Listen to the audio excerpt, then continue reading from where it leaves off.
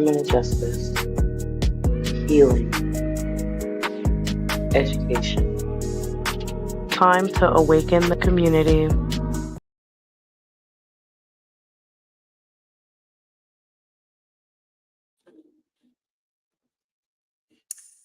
Good morning, afternoon, evening, whenever or however you are listening and or watching.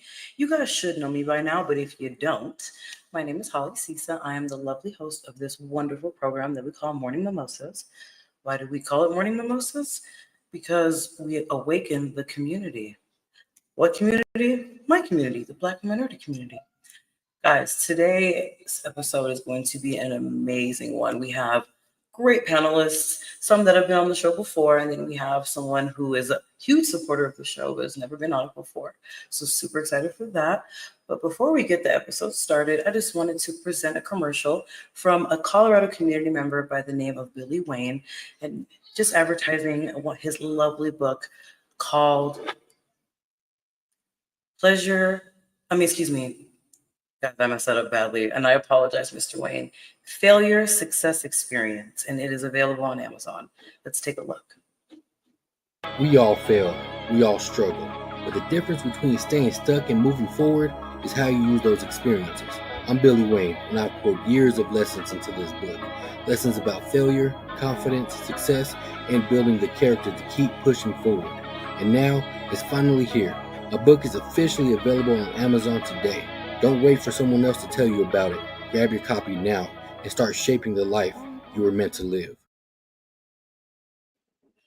Once again, that is called Failure Success Experience, The Blueprint by Billy Wayne. He is a Colorado community member, absolute great guy. Guys, please get his book on Amazon. I will put the link in the description below. But guys, before we get this episode started, let's welcome these three amazing people that I love.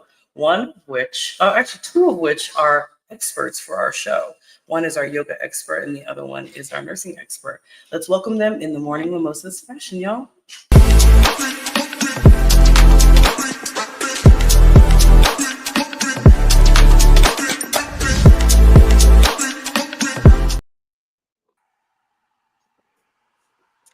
Guys, good morning / afternoon, because I know one of you is on the Eastern time. But morning, guys, afternoon. welcome. Good morning, afternoon. Guys, welcome. I know that some of you have already been on the show, but first and foremost, we care about our guests. So I want everybody to go around the room first and talk about who you guys are, what you do, and then we'll get into the topic at hand. How does that sound? Sounds great. All right, who wants to go first? Ladies first. I'm Shantae. I am a yoga specialist. I teach private yoga, group yoga. I teach yoga to kids, adults. I specialize in trauma for our Black and minority community. Love it. Hold on 1 second. I gotta do this. Got to do this. Yes. Okay. All right. Next person. Hi, everyone. My name is Makita. I'm a registered nurse / nursepreneur, also a nursing expert. I do a plethora of things. I also have a wellness business where I focus on women with hormone issues such as PCOS and thyroid. I am also a teacher I do a lot of CPR teaching, and I also teach patient care assistant. So I'm just here to be in the spotlight with Miss Holly. And gotta do it again. Yes. All right. And then to the gentlemen of the room, it's your turn. Good morning. Good morning, ladies. My name is Kevin. I am a certified self-awareness coach. Originally from the East Coast myself, close to Baltimore and Annapolis. I work with teenagers and adults. I've been in mental health about 15 years. Keynote motivational speaker as well. Work at various residential mental health facilities. Mostly what I do is brain rewirement, so helping people work through those common undesirable thoughts to induce a place of self-love. So that's mainly what I do. All right, y'all. You already know I'm about to do one more time. Yes. Guys, hold on. Before we get the episode started, I just want to give them a huge round of applause because they are absolutely awesome. Y'all, for real. Like I love everything that these people do. So guys, the topic at hand, as you guys should be aware, but if you're not aware, emotional intelligence, right? I'm actually gonna go around the room and I'm gonna have each of the guests describe what emotional intelligence means to them. And obviously, if there's a repeat answer, that's fine. You know why? Because people need to hear the information more than once anyway. So, who wants to go first in discussing emotional intelligence and why we are here today? I guess I'll go first. Well, emotional intelligence to me is what makes you tick. It's what makes you who you are. Now, what level of emotional intelligence depends on, how familiar and how self-aware you are. I think emotional intelligence comes with stability. Emotional intelligence can be something as simple as crocheting or doing yoga, just knowing what makes you happy, what your triggers are. That's a sign of emotional intelligence.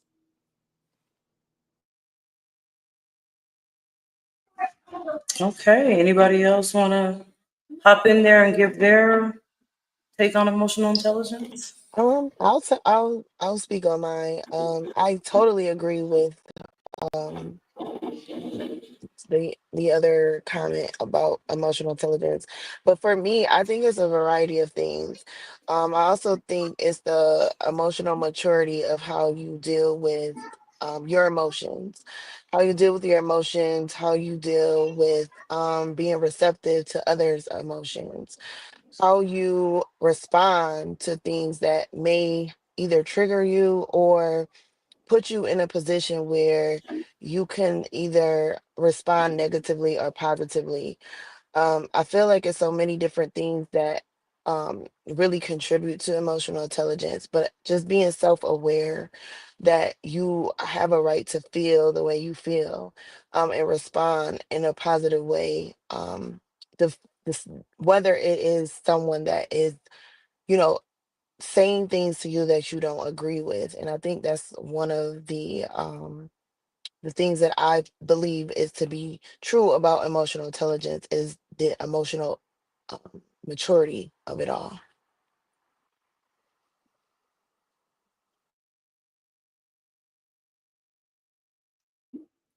Awesome. I apologize, y'all. It is my internet that is acting so stupid right now. But I appreciate your take on that. What about you, Kevin? Can you speak for all the men real quick, or just speak in general? Let me not out you because of gender. That was wrong with me, y'all. Yeah, emotional intelligence for me is the ability to identify, understand, and express the various emotions that we all encounter. I do want to make a note. Trauma actually has a big play in why a lot of us are not as emotional intelligent, and to how the brain functions and how the wires connect. So sometimes we're not as intelligent about our emotions because there could be an alteration in the brain um, from the trauma or a different experience or a different story. So, yeah, being able to identify and understand what you're feeling or going through, and then also knowing how to express that in a healthy way versus, an impulsive way is very essential to how your life goes, really. So, I want to thank all three of you for what you guys have stated today. So, when it comes to the lack of emotional intelligence, what, okay, let's just say that you guys are having a moment, right? And your emotional intelligence is lacking. What do you guys do to regain emotional intelligence in your day to day? Let's just say it that way. So I'll say for me. it does take a lot. It doesn't take a lot like it used to. Honestly, I have done a lot of self work on how to respond. Because again, I'm a huge advocate for energy, and setting the tone and being a positive energy. So for me, like responding to certain things that would normally maybe in a negative manner, for me, I kind of like have to take a little step back and be like, yo, let me not go back to um that feeling, because of the feeling that I felt in that area. I don't want to feel that. So maybe just like taking a couple of minutes, a couple of breathing seconds, and kind of like, okay, Makita, let's regain. Because sometimes when we, going back to what Kevin's saying, I totally agree with the trauma. A lot of people have experienced different variations of trauma, and sometimes we don't know the difference between, um, you know, positive and negative aspects of how we express our emotions. So for me, I would say that maybe just like I said, taking a couple of minutes to myself and just kind of like regaining, my normalcy, my new normalcy on how to respond in a positive manner versus negatively where I have in the past. Okay. Thank you for your perspective. Anyone else? For How do me, you? oh, I'm sorry, Holly. No, you're good.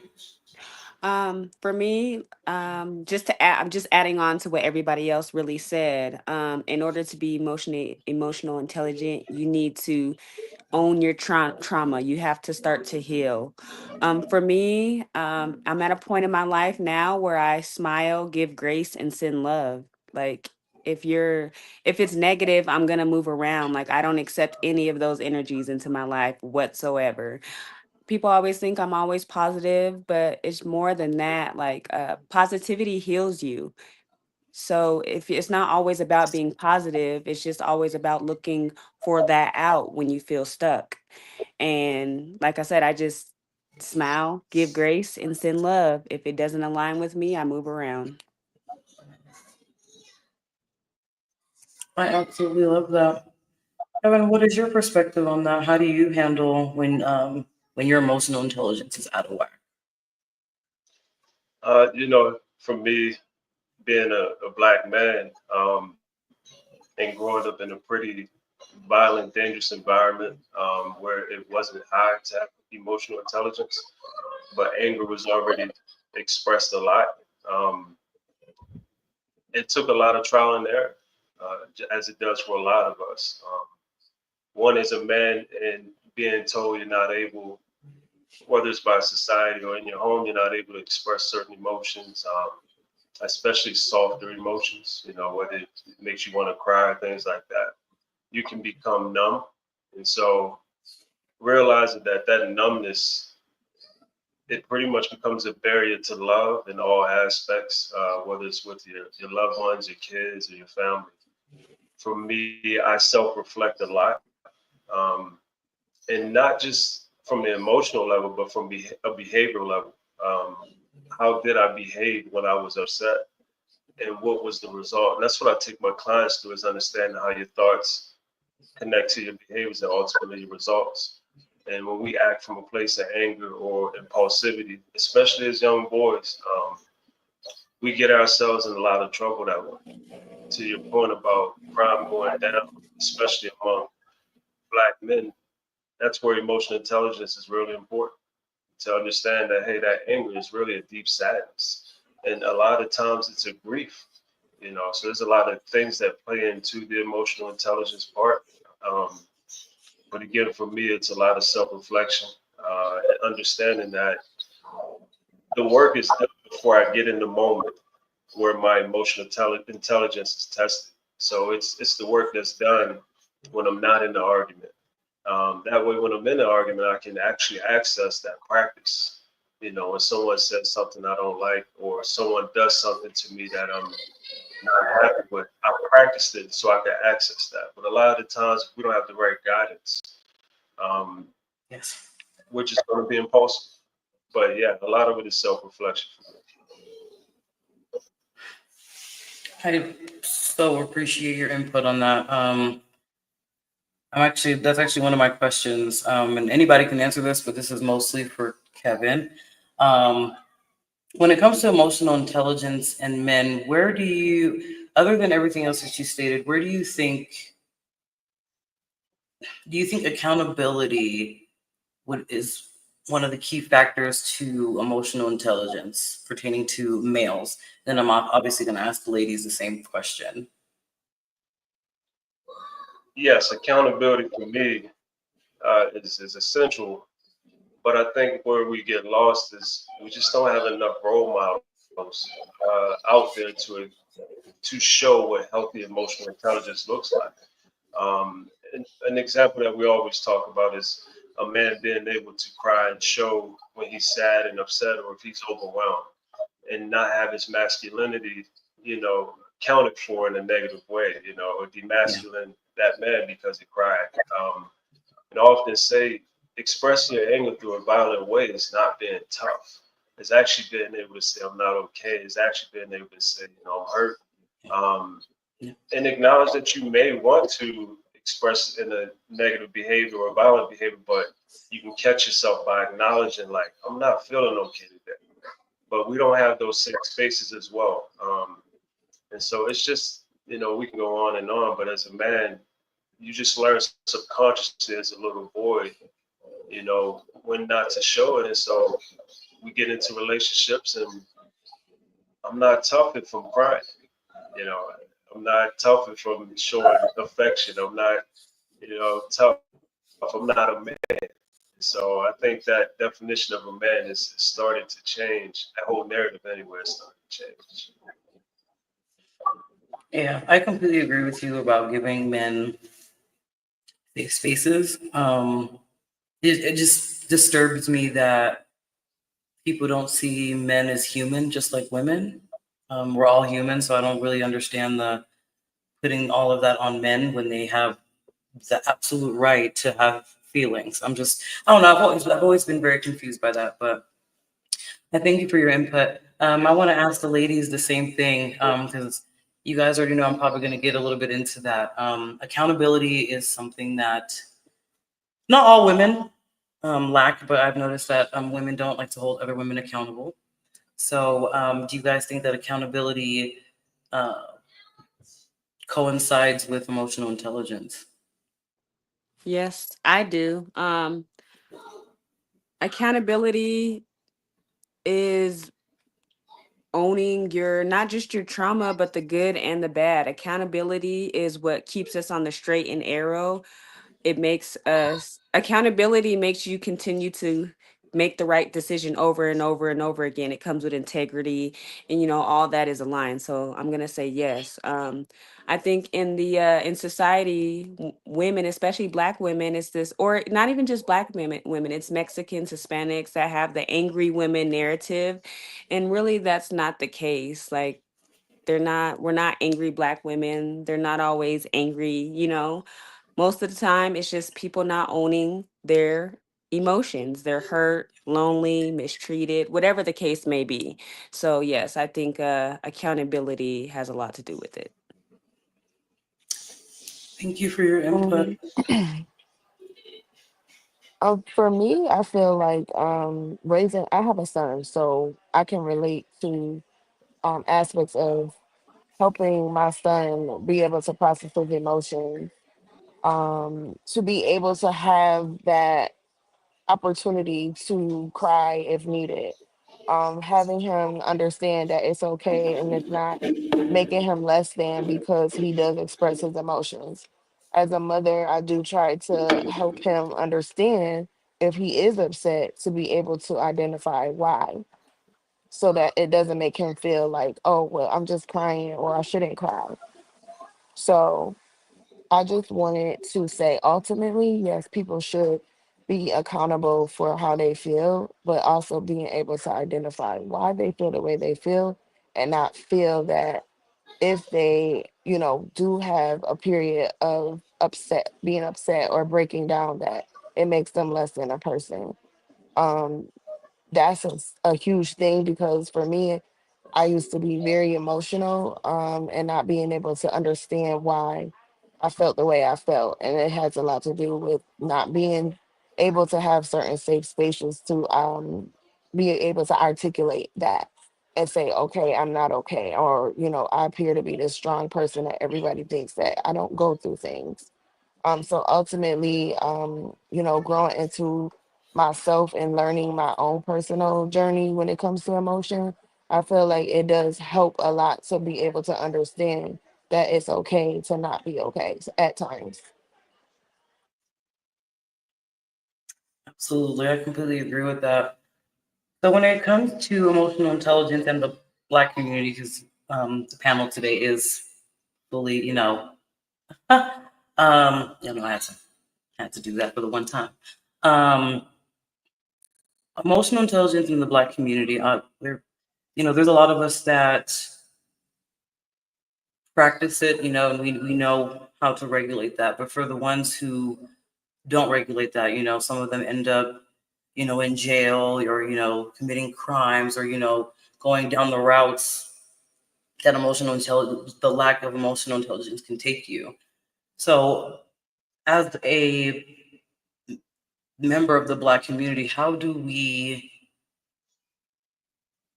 I don't even know how I'm trying to word this because I already asked about accountability. How do we help each other get out of this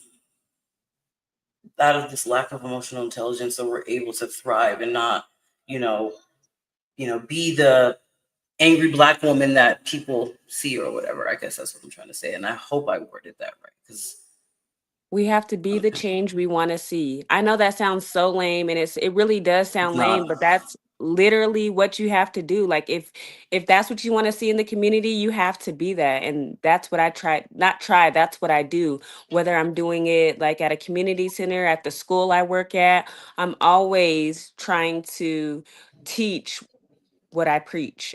Always. There we go. Anybody else? So for me, just growing, like when I think about my upbringing, I wasn't a drug dealer or anything, but I was born in this toxic environment where everyone's pretty sad, pretty angry, but they didn't really know how to express it in a healthy way. And so that led to a lot more hurt people.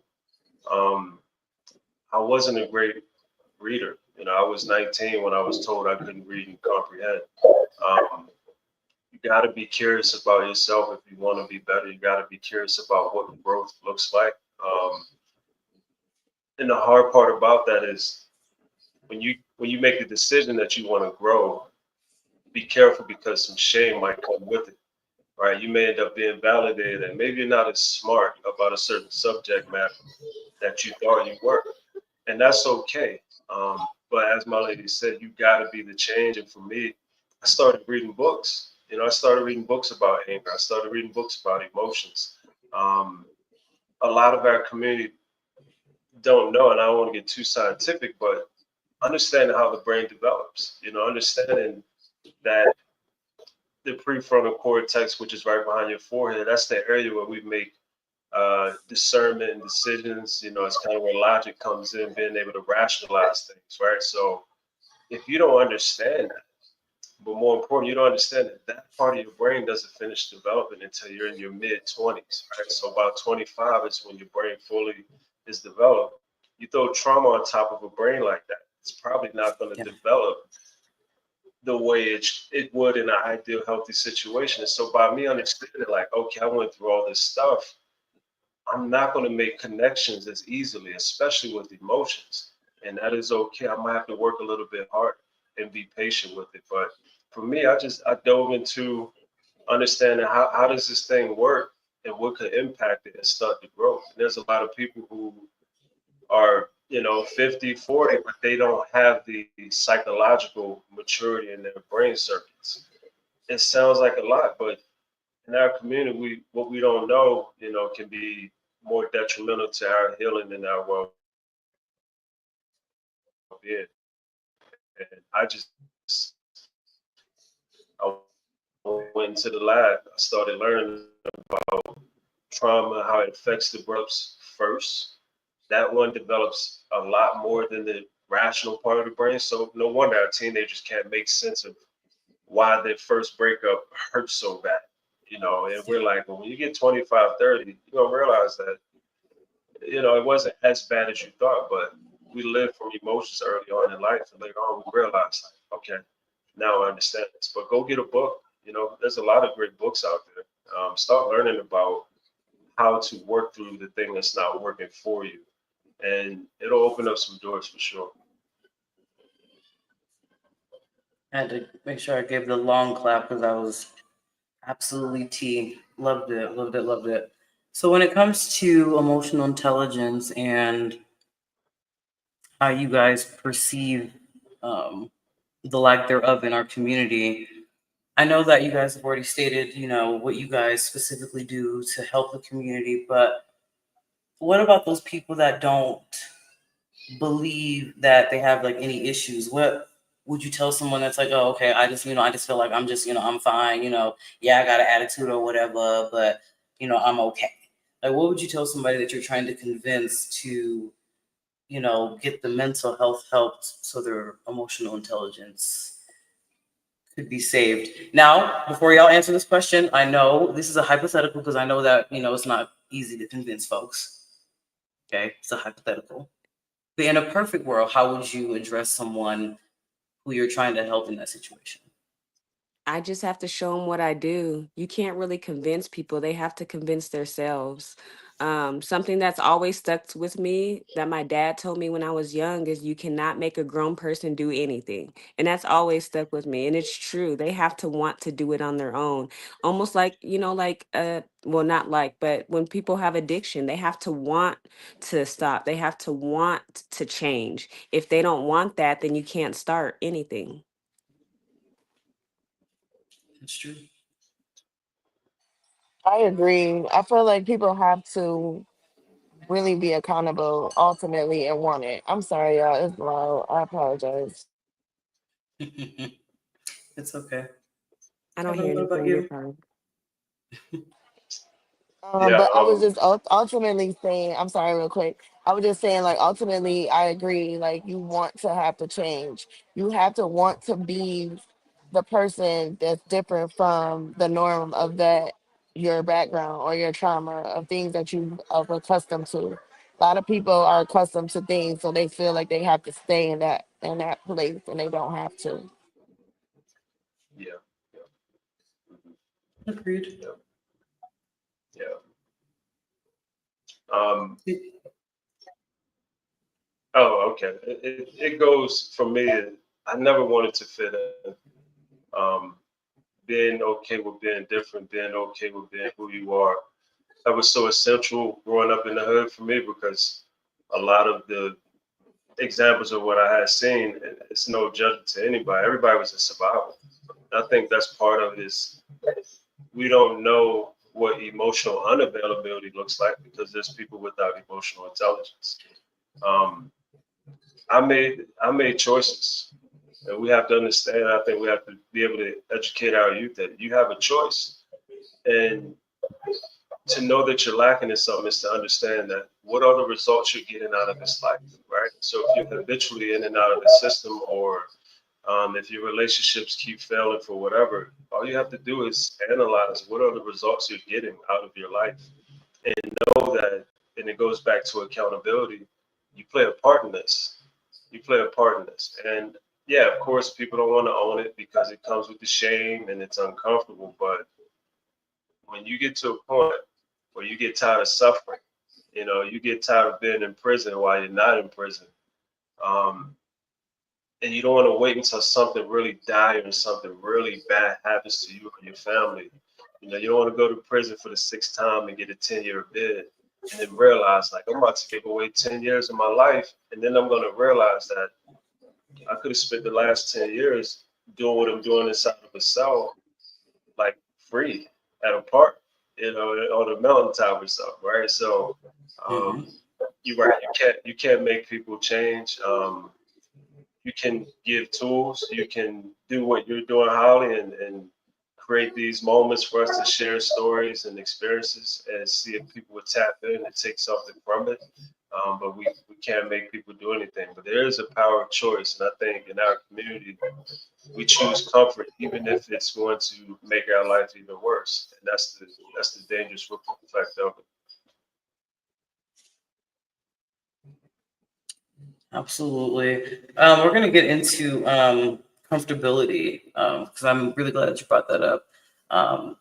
That's one thing I'm a little bit tired of is people, like I said, I know people have their levels of where they are, but I need people to stop being comfortable and you have to be uncomfortable to get to, to a place of success. So I'm really glad that you brought that up. We're going to get into one last topic and then we're going to get on out of here and enjoy the rest of our Saturday. I want you guys to describe self-awareness.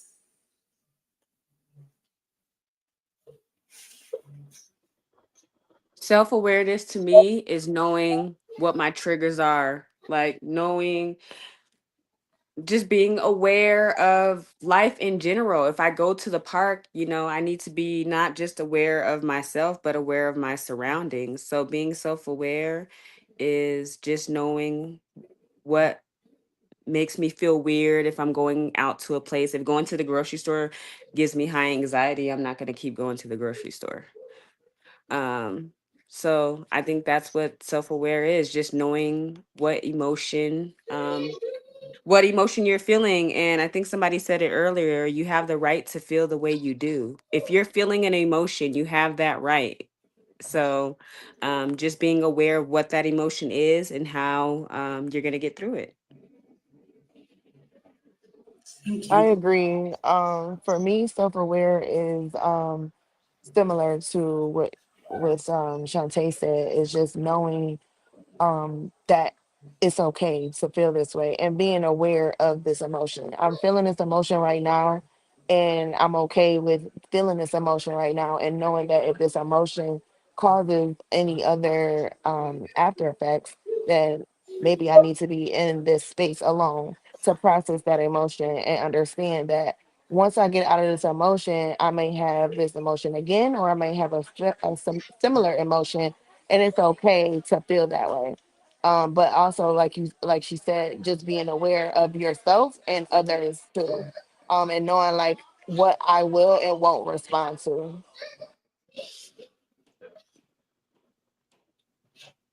Thank you. Appreciate that.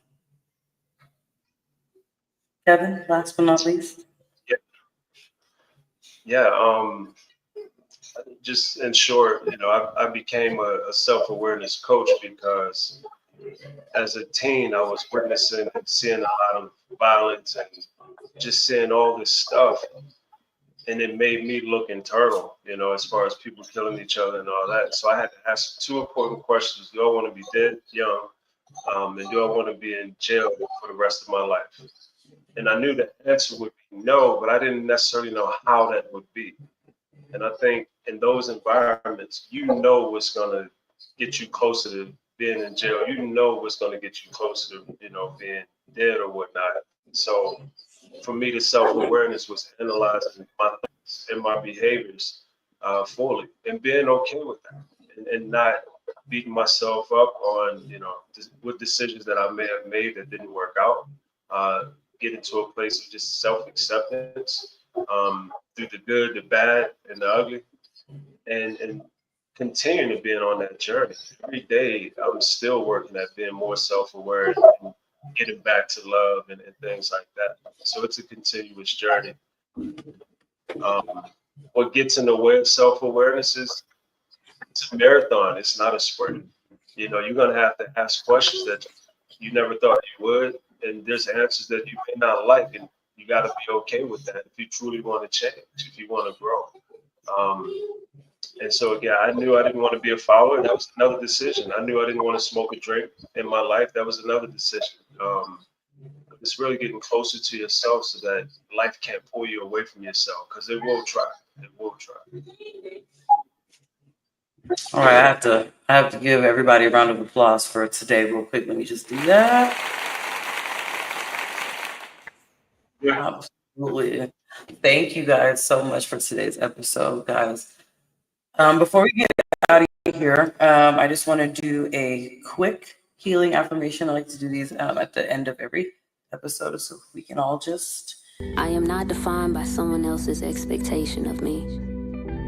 I give myself grace and room to evolve as I rediscover who I am. I will be patient with myself as I grow in this process. I am proud of myself for setting boundaries that express self-love. I will support those I love without sacrificing myself or my peace. I'm not everybody's cup of tea, and that's okay. I love what I have in my cup. I will protect my energy. Other people's opinion about me is none of my business. There is beauty in letting go. I will prioritize my needs before committing to someone else's.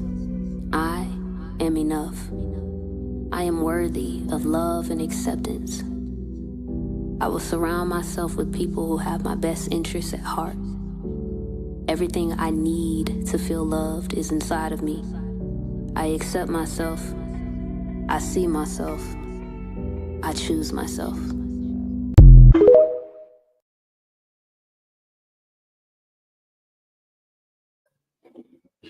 Once again, I want to thank the amazing panel that we have today, Kevin, Shantae, and Makita. We're going to get out of here, y'all. It's Saturday. It's the holiday weekend, and I want to go to sleep, okay? So, guys, this is Morning Mimosas. As you guys know, we value justice, healing, and education for the Black and minority communities. We will see you guys another day. Until that time, ta-ta. Yeah.